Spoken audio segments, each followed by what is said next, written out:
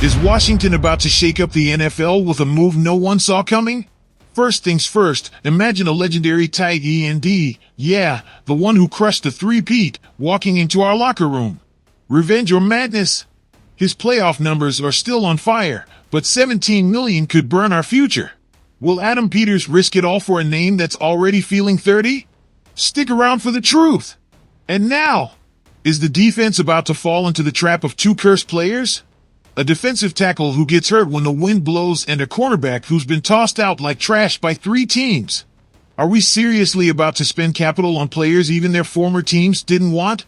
If this happens, could it be a sign that Washington is secretly waving the white flag? The game of lies begins. And you need to know. But hold up. Because the cannibalism is coming. Third round, there's a monster wide receiver on the market, 6 feet 4 inches tall, 6 years tearing us apart, who could become our secret weapon. If Seattle lets him go, will Adam Peters have the guts to offer picks and cash for a guy who would drive Dallas and Philly insane? This isn't a fantasy. It's the only way to bury 20 years of darkness. Move fast. Subscribe, hit that like button, and decide now. Would you back these moves or burn Ashburn to the ground? Breaking news! Let's shake up the NFL with this. What if Travis Kelce, the iconic tight end from the Chiefs, ends up in Washington to get revenge on his own team? That's the buzz going around. Absurd? Of course. Impossible? Listen up. First off, let me tell you this, the Commanders already have young Ben Sinnott waiting for his moment. Zach Ertz is showing him the ropes, but what if instead of ERTZ, it's Kelce training the rookie? Imagine that. 35 years old, 2 straight seasons without hitting 1,000 yards, but 17 million in savings if Kansas City cuts him. The salary cap math is brutal, folks. So I ask you, would you take the legend looking for one last paycheck, or bet everything on the future? Would you accept a Kelce still bitter about losing the three-peat to Washington in the Super Bowl, only for that traitor to join US? Let's be real, Travis Kelce is not the player he was in 2020. His numbers are dipping, sure, but in the playoffs? That's where he's still the monster everyone fears. 288 yards and 3 touchdowns in the 2024 postseason. You know what that means? When the bright lights come on, this guy sweats legacy. And Washington needs players who refuse to lose. Who do you think Sinnott would learn more from, Ertz? Or the one who broke the hearts of the whole DMV in the Super Bowl? But here's the twist, Kelce's contract with the Chiefs ended after that loss to the Commanders. Coincidence? I don't think so. This guy is competitive. Can you imagine his rage at missing the three-peat? His drive to prove he still runs the NFL? Washington would be the perfect platform to get back at Mahomes and Reed twice a year. So what do I say? The franchise needs to think this through. Kelce would bring massive media attention, championship experience, and an internal competitor for Sinnott. But, is it necessary? Or just a big-name fantasy? If Ertz is already doing the mentoring job, why risk it with a 35-year-old diva who might tear up the locker room? I'm spelling it out for you, if Adam Peters lands Kelce on a short, cheap deal. It's a masterstroke. But if he's coming just for the paycheck with no hunger, it will be a historic mistake. And now, my question for you, if Travis Kelce isn't retiring, should Washington throw him an offer? Or let him burn out in Kansas City? The time has come, Commanders. Is this team ready to cut the checks and make a move for released veterans who could change the course of this defense? I'm telling you, this is no game. We're talking about Sheldon Rankins and Dane Jackson, 2 names that are on the radar, but do they really deserve a spot in Washington? Let's get into it. First up, Sheldon Rankins. Defensive tackle, former first-round pick, experience, and an injury history that is flat-out scary, I tell you. A player who started only 7 games last season before going down? Come on! Now listen up, when he's healthy, this man is a force. 3 sacks across 4 seasons, solid against the run, but what good is IT if he can't stay on the field? The NFL ain't a SPA, folks. And listen, Jonathan Allen and Darren Payne are already worn out carrying this defense. Do we really need Rankins for rotation, or is this just another patch on a sinking ship? Do you really want to spend millions on a veteran who might break down on the first big tackle? I'm saying no. Look to the draft, get some young blood. And then there's Dane Jackson. Oof, this one gets me fired up. A cornerback who bounced around 3 teams in a year and started only 3 games? Even my grandma running in flip-flops has a better track record. Yeah, Washington is desperate for corners, but Jackson is not the answer. He's a quick fix, an emergency backup.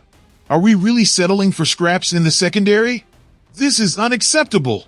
Let me remind you, Commanders, this team is coming off a disastrous season. We need impact starters, not guys just filling jerseys. If Dane Jackson were the answer, why doesn't anyone else want him? Now, let me ask you, what kind of message is management sending if they sign these two? That we're in survival mode instead of competing for real? We have to demand more. If Rankins takes a cheap deal with tons of incentives, maybe. But Dane Jackson? Not even looking his way. And don't come at me with that depth talk. Washington needs stars, not shadows. Or are we going to repeat the same mistakes of past years? I'll end with this. If Adam Peters and Dan Quinn take a chance on these guys, it better be for dirt cheap money and zero guarantees. But mark my words, this defense needs a talent transfusion, not some band-aids. Enough with mediocrity. And you, what do you think? Should the Commanders take a gamble on Rankins and Jackson? Or is it time to demand big moves in free agency? And now, let's talk straight and loud about what this team must do in free agency. Do the Commanders need a playmaker in receiving? Of course! But forget the same old names. Deebo Samuel? Talented, but dealing with injuries. Cooper Kupp? I respect his legacy, but he's already 31. So I ask you, why on earth is no one talking more about DK Metcalf in the Capitol? Folks, this is not fantasy football. 6 straight seasons with over 900 yards? That's consistency in all caps. At just 27, this guy isn't just a receiver. He's a storm when that ball is in the air. Look at the size, 6'4", 235 pounds. Defenders shaking when he takes off deep. And you're telling me Seattle might let him go? Of course! With Jackson Smith-Jigba shining 1,100 yards in 2024, the Seahawks are rebuilding under Mike McDonald. And Washington? They're sitting on $96 million in CAP space. Adam Peters, cut the check. Now, imagine this, family, Jaden Daniels dropping bombs to Metcalf and Terry McLaurin. That's not an offense, that's a nightmare for defensive coordinators. The price? Maybe a second-rounder and a future pick, but Seattle needs draft capital for their rebuild. Strike before Chicago or Carolina jump in. And listen, this isn't just some wild idea. NFL.com's Adam Rank said it clearly, he's the receiver Washington needs. Do you think sticking with the same old thing will win the NFC East? No way! Dak Prescott has CeeDee Lamb, the Eagles have A.J. Brown. Washington needs a game-changer.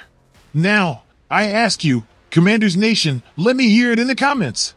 Is DK Metcalf worth an aggressive move with draft picks? Or would you rather take the risk on Deebo and his injury history? Debate with me right now.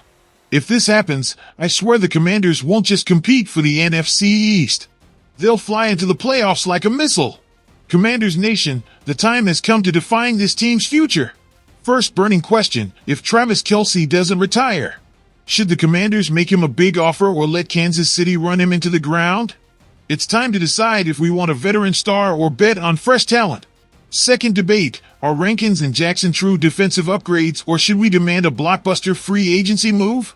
Do we trust what we've got or go for a game changer to shake up the league? And the final bombshell, does DK Metcalf deserve a big trade offer, including draft picks, or should we go for Deebo Samuel despite his scary injury history? Pure risk versus reward right here.